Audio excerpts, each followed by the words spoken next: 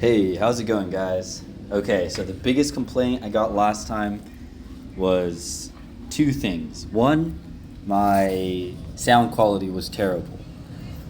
I have an Android. It cost me like $200, if that, and that was new. So you know if it's a new phone and it costs you less than $800, it's pretty bad.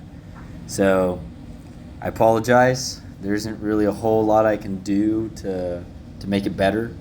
I'm using my Power Beats this time, and we'll see if that fixes the problem. All right, and the second complaint was that I speak. I was too monotone. I apologize for that. When I made the video, it was on a whim. I had just woken up, and I was a little raspy, a little tired. So I apologize for that. All right, but here we are with another game. I didn't actually do too great. I guess you can't see my rating. Here you go. Didn't do too well, but I preferred to show this game because I don't only want to use games that I do exceptionally well at. I still won this game, but I didn't do too great, as you'll see. Another thing was I had a 15-minute video last time, so I'm trying to make it less than 10 minutes. So let's go. All right. So we begin our openings. I'm actually much more comfortable with the Caro Con, and that's when you open pawn to c6, and then the d pawn you move to d5. But I'm got to switch it up. Got to have some fun. So already not doing too great, not doing terrible. I mean, this doesn't hurt me too much, but this isn't normally how I would like to open. But it's for whatever reason that's what I threw. And this was a huge miss, right?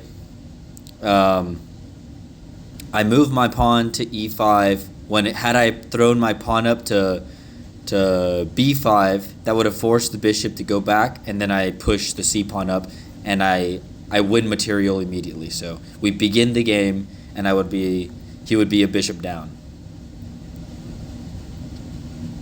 So we continue to go through, making some inaccuracies. Like I'm not pushing that pawn up, things like that. I allowed that pawn to get taken. It shouldn't have been pushed up to begin with, but I'm just giving up material at this point. Then he does this move. Not too sure why he does that. The reason I don't go rook, I don't take with rook, is because I knew he was going to do that, and I was just going to defend with the bishop. The game says that I should have gone e8. Obviously, the game knows best, but I still thought that I could defend it pretty well. So this is an inaccuracy. I thought it was okay. I was trying to double his pawns, which he does, and then I should have brought my knight into the game. I didn't. That was clumsy of me. I just figured that I would bring it in on the next move,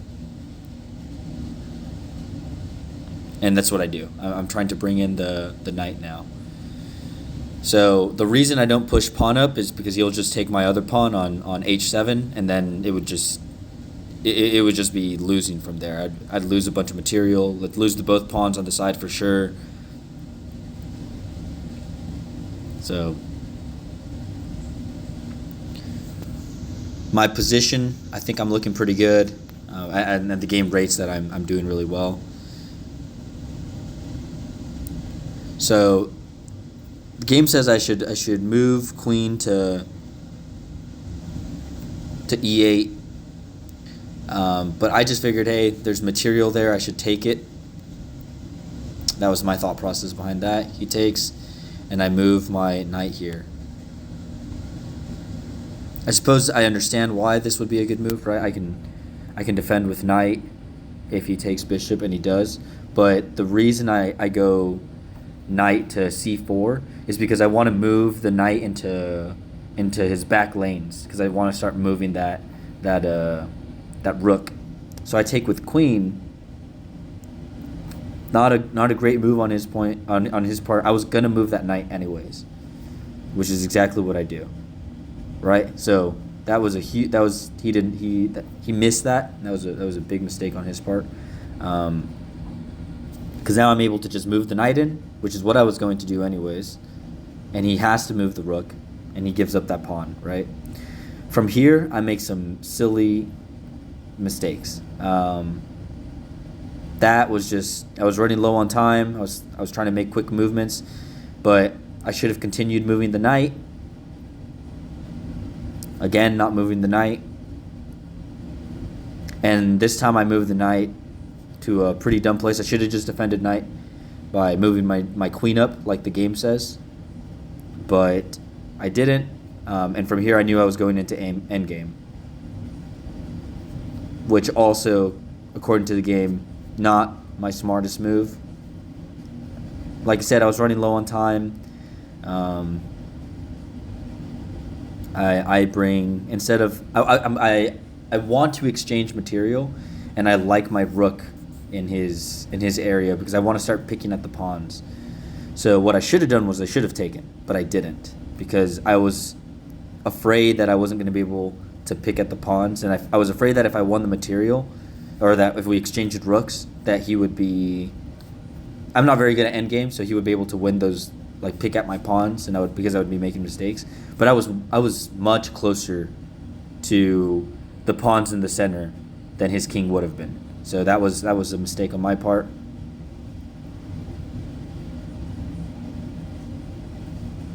So we're both just, we're not, neither one of us is very good at endgame here. I offer the rook because now I think, okay, I can take it from here. And he takes it, which if I was him, that's absolutely not what I would have done because I was up in material. Oh, whoops. So here we're making the run.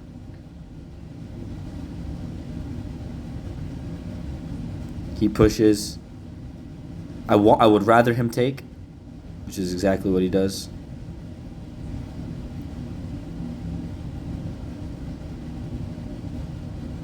And from here, there's nothing he can do.